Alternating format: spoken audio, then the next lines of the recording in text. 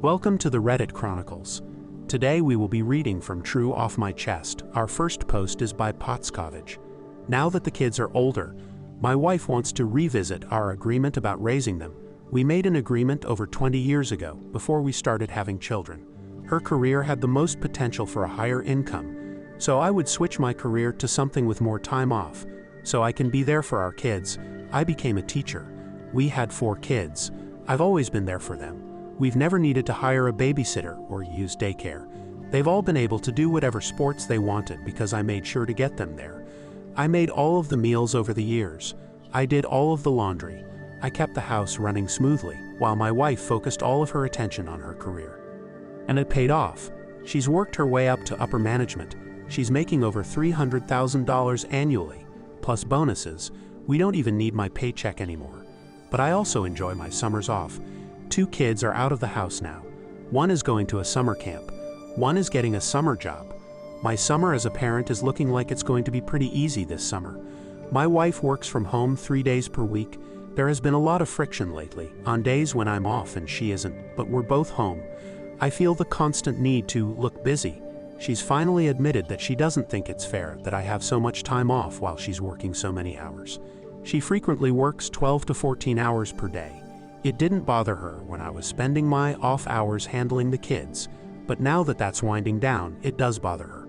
She has 14 years until she can retire. I'm going to keep working just as long, not because I need to, but because I don't think our marriage could survive me not working. Her resentment would be too great, even though this is the agreement we made all of those years ago. Our next post is by Negative Mix. My neighbor left her house to my dad in her will.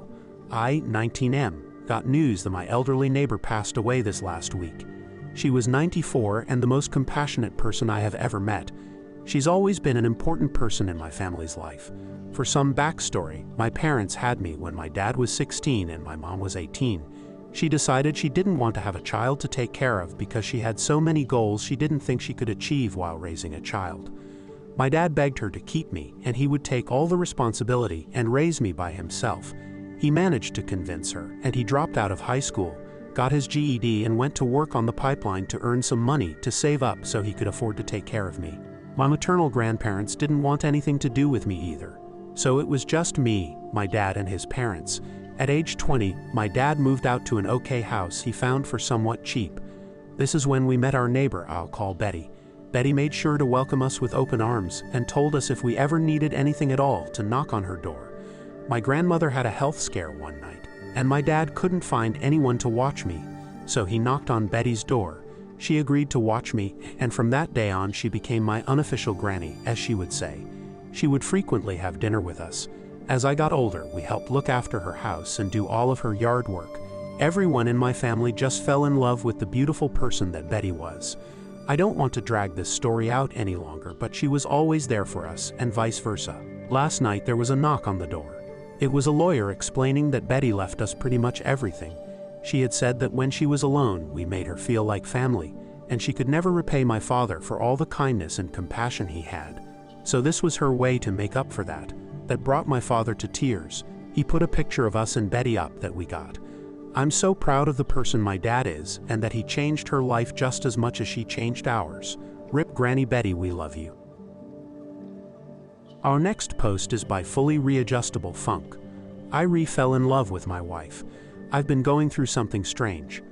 My wife and I have been married 14 years.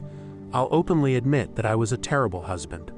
Not to excuse it, but my upbringing was abusive and left a lot to be desired on how to treat a romantic partner. I was always angry and emotionally abusive. When I was young, I vowed never to become my father, but there I was, doing the same crap my father did. We almost divorced early on, and I decided that enough was enough. I started personal counseling. I wanted to get to the root of my anger. On top of all of this, our intimacy was severely lacking, for many reasons that are hard to explain, but it was all my fault. My wife had a high libido and my libido was distorted. We struggled for years. I kept working on my end, and my wife was far more patient than she should have been. Then about 2 years ago, I was diagnosed with hypogonadism and started testosterone. Our intimacy exploded and my libido became a match for hers. We went from sex twice a month to sex daily. I restarted therapy a few months ago as well. My depression has been on the mend and I've been feeling happier. Now onto the title. Sometime about 2 months ago, I fell head over heels in love with my wife again. I don't know what triggered it, but it was like it was when I first met her. I see her with new eyes. I feel deeply ashamed for how I was, and I'm desperate to make it up to her. She recently celebrated her mid-40th birthday, and I went all out. She told me it was the best birthday she's ever had, and I almost cracked because she deserves so much better. I'm so thankful that she's still with me because she could do so much better. She's incredibly beautiful and so smart. She deserves so much better than what I've offered, and now I'm doing everything I can to make it up to her. She recently told me that she'd resigned herself to what our marriage was, but whatever changed in me completely took her by surprise. When she told me that, it broke my heart.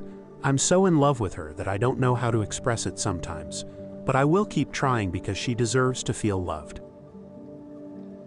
Our next post is by Low Mistake.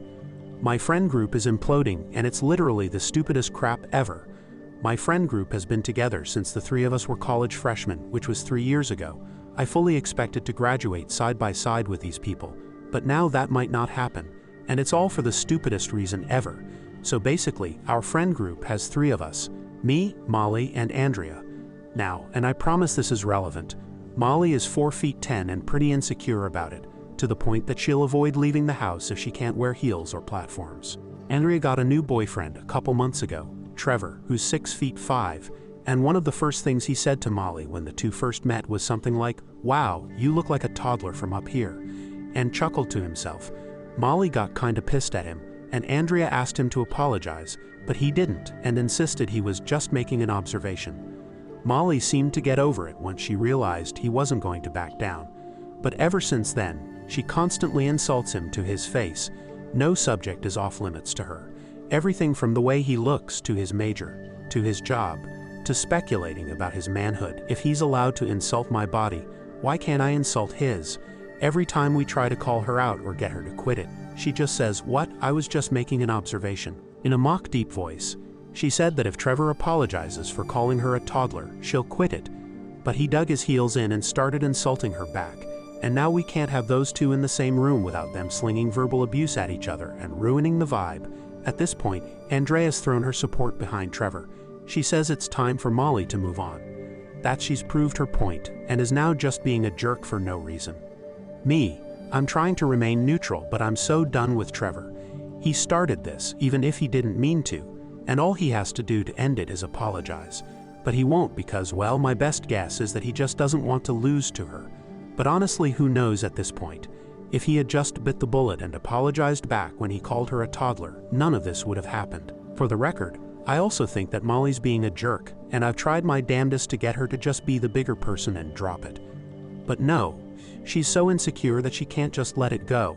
Now, Andrea won't speak to Molly, and is threatening not to speak to me if I keep being friends with Molly.